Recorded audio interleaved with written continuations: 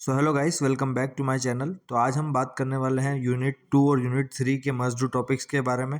Unit 1 का already मैंने part 1 upload कर दिया। अगर आपने अभी तक वो नहीं देखा तो आप उसे देख सकते हैं।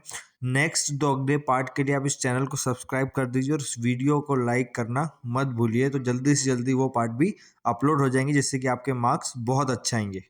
चलिए अब बात करते हैं यूनिट 2 के बारे में। यूनिट 2 हमारी होती है साइमल्टेनियस लीनियर इक्वेशन। आपने नाम तो पढ़ ही लिया होगा यूनिट का, ठीक है। यूनिट 2 में अगर मैं बात करूं तो आपको इसके अंदर क्या क्वेश्चन आता है, बेसिकली आपसे सॉल्यूशन पूछते हैं साइमल्टेनियस लीनियर इक्वेशन का, या फिर उसकी कंसिस्टेंसी की इक्वेशन होती है। एक मेथड आपने पढ़ी होगी, गॉस एलिमिनेशन, गॉस जॉर्डन और क्रेमर्स रूल। तो लास्ट ईयर में बताता हूँ क्या आया था। सबसे पहले एक 2 नंबर का क्वेश्चन आया था बेटा, क्या ऑब्जेक्टिव आया था 2 नंबर का। तो फिर उसके साथ 2 नंबर का एक क्वेश्चन आया, जैसे मैंने आपको ऊपर बताया, वहां मैट्रिक्स के टाइप पूछे थे। इसके अंदर क्रेमर्स रूल्स से एक क्वेश्चन आया था न्यूमेरिकल, जो आपको सॉल्व करना था 2 नंबर के लिए, ठीक है। 2 इक्वेशन दी थी, क्रेमर्स रूल आप जानते होंगे।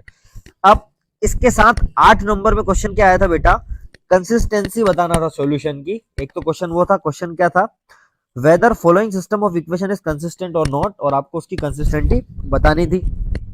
उसके साथ एक और क्वेश्चन आया था सॉल्यूशन के ऊपर, कि वो इक्वेशन कैसी नो सॉल्यूशन देगी, यूनिक सॉल्यूशन देगी, या फिर इनफाइनाइट सॉल्यूशन देगी। तो 2 क्वेश्चन इससे बन सकते हैं, solution of simultaneous linear equation या फिर कंसिस्टेंसी की इक्वेशन। और गॉस जॉर्डन एलिमिनेशन तो आपने पढ़ी रखी होगी। तो ये बेसिक बेसिक इस चैप्टर के टॉपिक्स थे जिनको आपको कवर करना है।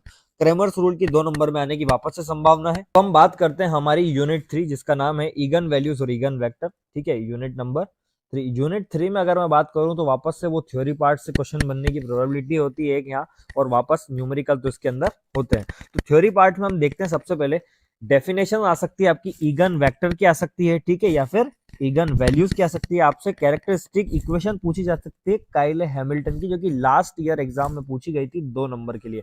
2 नंबर में ऑब्जेक्टिव आया था ऊपर, और उसके साथ में पूछी गई थी क्या, कैरेक्टरिस्टिक इक्वेशन पूछी गई थी, और स्टेटमेंट लिखने को कहा गया था काइले हैमिल्टन का। तो इसका स्टेटमेंट भी आप अच्छे से याद कर लें, ठीक है। 2 नंबर के लिए आ सकता है। अब बात करते हैं हम इसके वो बड़े वाले क्वेश्चन के लिए, जो कि 8 नंबर का है, क्योंकि 12 नंबर थे तो 4 नंबर के तो ये हो गए, बचा कितने, 8। तो 8 नंबर के लिए क्या क्वेश्चन बन सकता है हमारा, उसके लिए देखते हैं हम।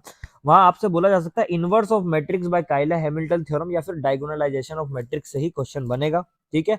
लास्ट ईयर क्या पूछा गया था आपसे, एक तो काइले हैमिल्टन से इनवर्स ऑफ मैट्रिक्स निकालने को कहा गया था। दूसरी बात, एक क्वेश्चन आया था वहां ईगन वैल्यूज और ईगन वेक्टर्स को फाइंड करने का, ठीक है। ईगन वैल्यूज और वेक्टर फाइंड करने के लिए क्वेश्चन आया था 8 नंबर में। किसके ओर में आया था वो, इनवर्स ऑफ मैट्रिक्स बाय काइले हैमिल्टन के ओर में आया था। तो आप ये 3 टॉपिक्स बनते हैं क्वेश्चन में यहाँ। एक इसमें आप एक और ऐड कर लें, क्या,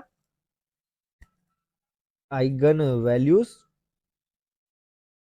एंड वेक्टर फाइंड करने का, ठीक है। तो ये क्वेश्चन बन सकते हैं इस चैप्टर से।